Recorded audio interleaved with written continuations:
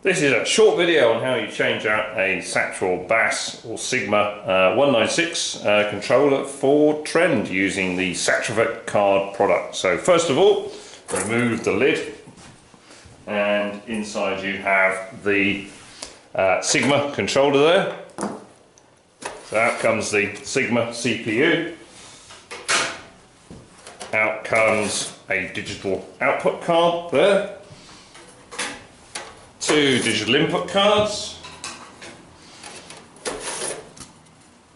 another one there, so yeah, small boiler house panel, and finally an analog input card. There we go.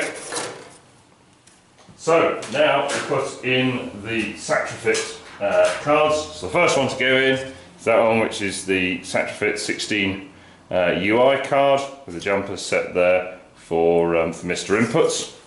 That goes in place to the original 16 analog input card. Then there's two digital input cards, which again is another Satchwell 16 UI card. Jumpers again set on Thermistor, so it works on that setting in the digital mode. Again, plugs straight into the original rack like so. And the final 16 UI card there. In it goes, no problems at all.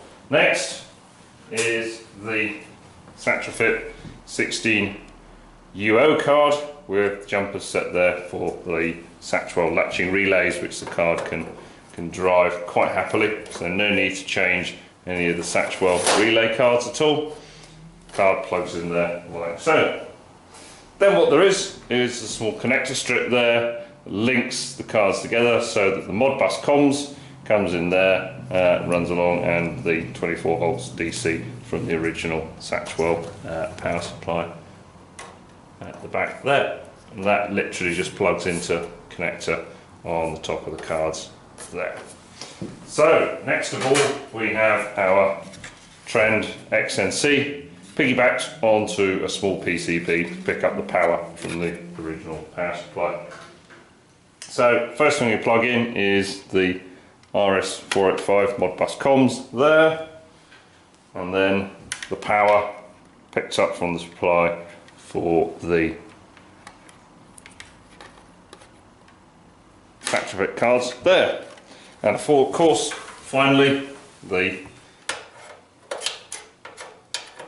comms comes in, plugs in there like so. Then the XNC on its little piggyback board drops straight into the rack like so. There we go. That's the Modbus comms connected up there, and that's the power to the Modbus cards. So now we can power the whole lot up and simply get on with recommissioning all the control. That is all.